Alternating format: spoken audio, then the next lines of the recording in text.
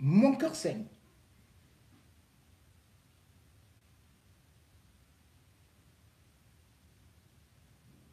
Parce que je défends toujours l'enfant, la femme, la veuve et l'orphelin. Et nos dirigeants sont méchants.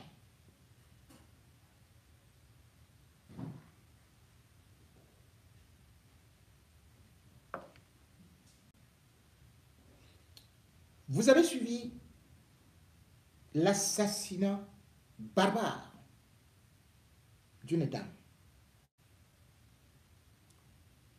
Son malheur, c'est d'avoir épousé un opposant,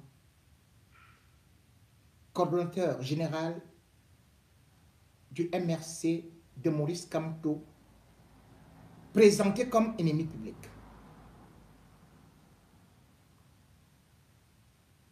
Madame Zamboué, Suzanne, a été assassinée le 7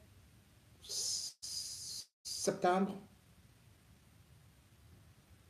par des professionnels de la matière. En prenant la parole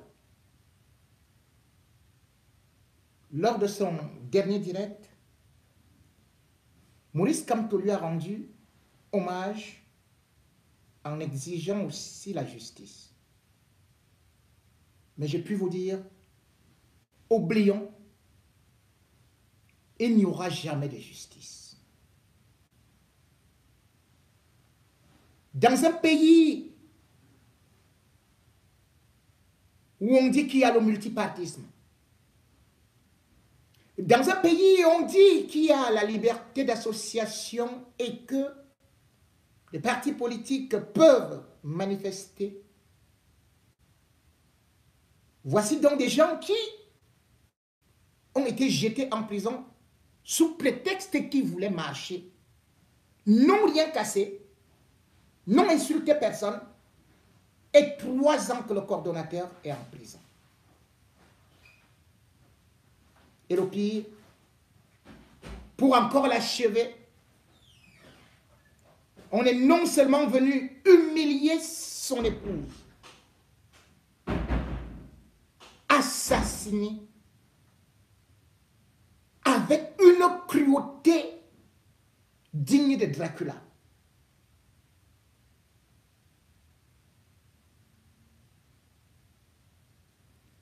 Le régime Biya nous a donc appris à vivre dans l'hémoglobine, dans des rivières de sang.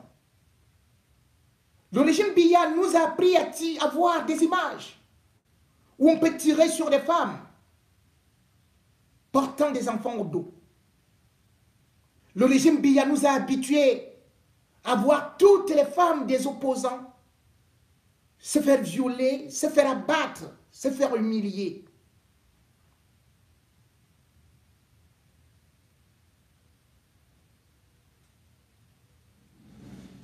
Hier, nous étions en janvier 2014. C'était la secrétaire de Marafa qui a eu le malheur de rêver qu'il pouvait remplacer Biya, qu'il pouvait être candidat à l'élection présidentielle. Non seulement on l'a enfermé, mais celle qui était son bras droit, Christiane Sopon Mpongo, avait aussi été abattue lâchement, sans même avoir pitié de sa fille, qui sortait de la Belgique pour voir sa maman. Ils sont entrés chez elle, elle vivait seule.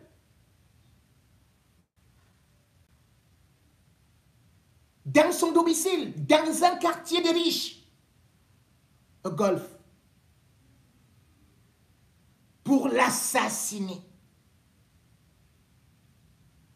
A-t-on trouvé depuis 2014, qui a fait cela? On ne trouvera jamais. On viendra toujours nous présenter quelques individus qu'on va ramasser pour nous faire de la tragicomédie. Et on va dire c'est eux qui ont commis tel ou tel acte. Madame Marafa avait été tuée parce que c'est elle seule qui restait au chevet de Marafa, qui restait encore là. Lors du dernier procès qu'elle avait suivi en 2013, elle avait apporté des documents à Marafa. Et ce sont ces documents que le régime Biya, de la même façon qu'ils avaient assassiné Martinez Zogo pour des documents, c'est ces documents qu'ils voulaient récupérer chez Madame Marafa.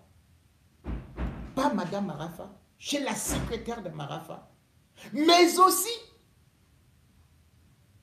c'est ça qui peut justifier l'assassinat de Suzanne. Parce qu'elle est en larmes. Il ne verra plus sa femme. Son bras droit. Celle qui lui restait comme un support, comme une béquille, qui pouvait lui dire, tiens bon, tu vas me trouver quel que soit le nombre d'années que tu fais en prison. Parce qu'elle ne trouvera plus celle qu'il appelait maman, mon bébé, ma chérie, mon tout. Pascal et Suzanne n'ont commis qu'un seul péché.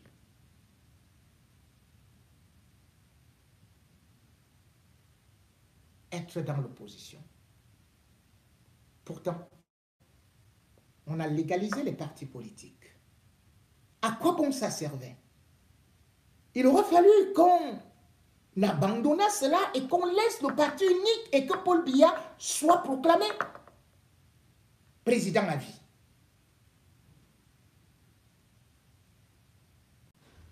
Que des vies ont été détruites, que de femmes ont été tuées, juste pour le pouvoir des Biya. Vous vous rappelez de ces sœurs de Djoum, après l'assassinat de la première dame elle-même en 92, qui furent exactement aussi assassinées, violées et jetées dans la broussaille. A-t-on trouvé les assassins depuis ce temps-là? Jamais. Parce qu'elles avaient juste quelques petits documents. Elles avaient quelques petites informations. Oui, l'information, la liberté d'expression ou encore les enquêtes. Voilà ce que le régime Biya a horreur. Ils aiment ceux qui viennent, ils applaudissent, qui ne veulent rien savoir et qui disent « je veux voir mes enfants grandir ». Et même ça, s'ils se rendent compte que vous êtes l'ami de tel qui est l'ami de tel et l'ami de tel autre, boum, on vous élimine.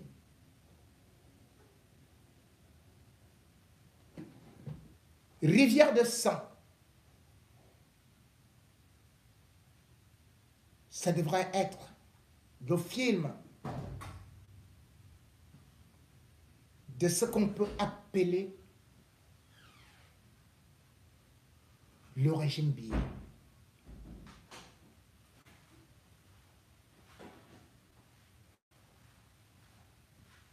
Les femmes ne servent à rien. Je ne sais pas si Paul Biya peut s'imaginer. Si on partait violer sa maman, si on partait l'assassiner, je ne sais pas si Paul Biya peut s'imaginer ce que ça peut donner si on partait violer et assassiner Brenda Biya. Je ne sais pas. Et pourtant, c'est ce qu'il fait. Laisse faire aux mamans des autres, aux femmes des autres, à tous ceux qui ont représenté quelque chose, qui ont eu des valeurs. Vous vous souvenez? En 2009, c'est une autre femme d'un très grand combattant qui avait été assassinée de la même façon. Et de surcroît, elle était boulot comme Paul Biya. Mais son malheur, c'est qu'elle a épousé un charmant et intelligent homme qui était l'un des pères fondateurs de l'UPC, Dr Félix Moumié, qui venait de finir sa formation au niveau de Dakar et qui était rentré au Cameroun, le trouvant dangereux, on l'avait affecté à Kribi. En 1950, il avait épousé celle qui va devenir Marthe Moumi.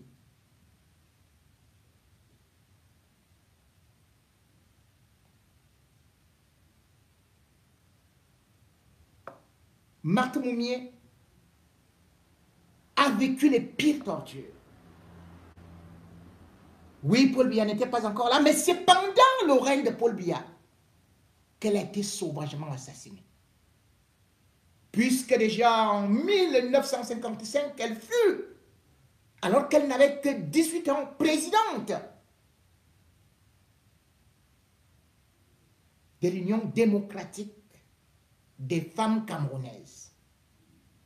Et d'ailleurs, ce parti, suite aux émeutes organisées par l'administration coloniale, fut interdit en 1955, exactement à la même période que l'UPC où militait son mari. Vous voyez que c'est la même technique. Comme on a combattu l'UPC, c'est comme ça qu'on combat aussi, qu'on a combattu le SDF et qu'on combat aujourd'hui le MRC. L'UPC avait été interdit et son mari et elle avaient échappé au moins à 4 assassinats jusqu'à ceux qui se sont réfugiés à Kumba, dans la région du Cameroun anglophone. Et finalement, ils seront arrêtés, puis envoyés encore à Victoria se faire torturer avant d'être libérés en 1957. C'est comme ça qu'ils vont fuir du pays pour aller en Égypte, de l'Égypte pour le Ghana, pour aller rencontrer finalement un autre grand panafricaniste qu'on appelait Kwame Nkrumah. Elle va faire un discours incroyable, une femme intelligente qui avait la carrure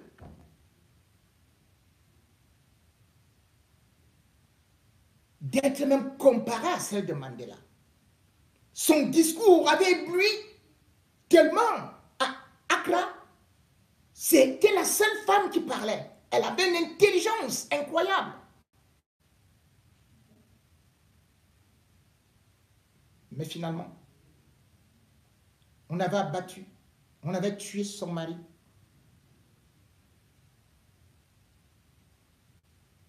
Lorsque il était venu ici, et plus particulièrement en Suisse. Il fut empoisonné au thallium le 3 novembre 1960 par un espion français, William Betchel, qui, exactement comme ce régime sait faire, vous piège avec une femme chèrement payée.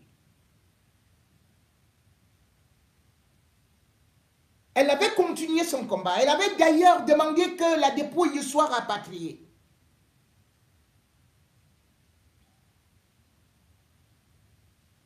Et puis, dans ses multiples pérégrinations, elle rencontra un équato-guinéen du nom de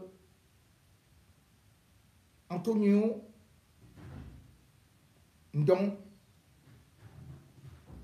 Meyon.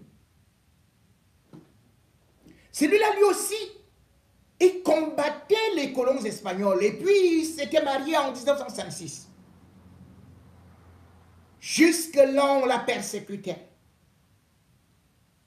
Et en 1969, on l'arrêta avec son mari en Guinée équatoriale.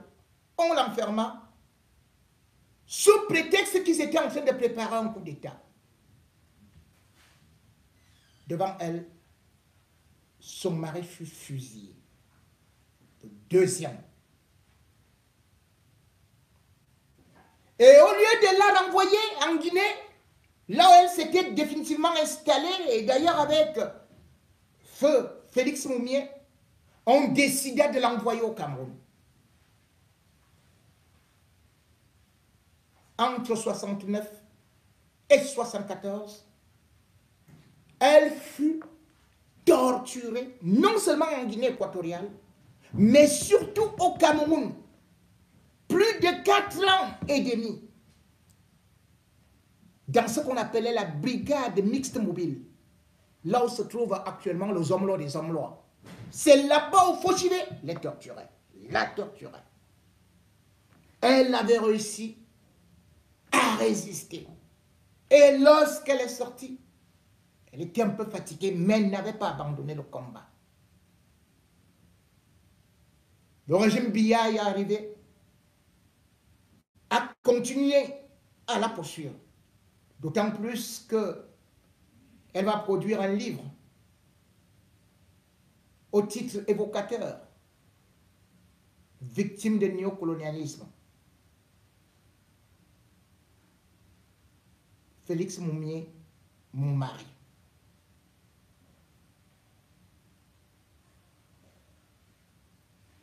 C'est dans son domicile, à Ebolova, chez Paul Biya, qu'elle a été violée, assassinée. Elle vivait avec une petite fille de 8 ans qu'on était venu enlever du lit pour lui demander d'aller à l'école à 5 heures. Une horreur. Une maman de 77 ans qui courait vers les 78 ans, qui devait fêter son 78e anniversaire. La marque de fabrique du régime Biya, violée et tuée.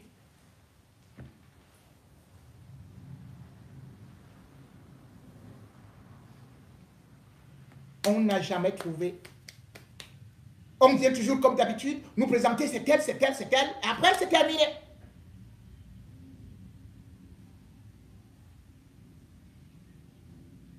Quand on voit toutes ces femmes avec des kabangondo, le 8 mars, qui sont là, soulevez, soulevez, soulevez. Est-ce que vous ne pouvez pas vous soulever? Vous ne pouvez pas demander où sont toutes ces femmes qui sont autant assassinées dans ce régime-là. Pour vous, il vous suffit tout simplement d'une bière, d'une boîte de sardines, d'un petit poisson ou d'une boîte de riz. Et vous oubliez toutes ces morts, toutes ces femmes. Ne voyez-vous pas comment ça se passe ailleurs? Juste parce que le sélectionneur, le président d'un club, enfin pas d'un club, d'une sélection en Espagne, a embrassé une chose. Le monde s'est levé. Toute l'Espagne était debout. Mais vous, quelles sont ces femmes que vous êtes? On tue des femmes, on viole des femmes. Et on ne voit pas de femmes dire stop. La femme est la mère de l'humanité. La femme ne peut pas être aussi rabaissée, humiliée par un régime qui n'a pas d'once d'humanité.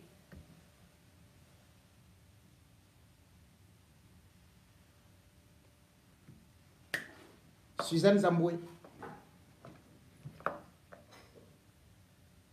tu as lutté.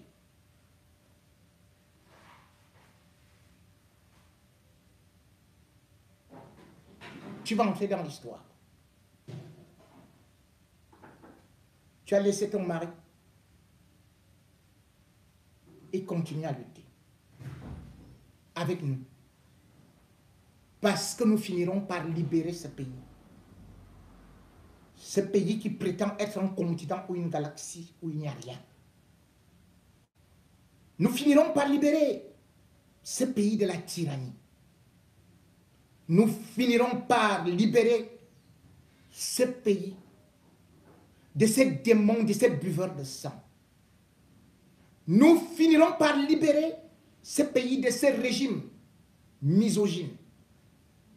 Nous finirons par libérer ce pays de cette bande de monstres qui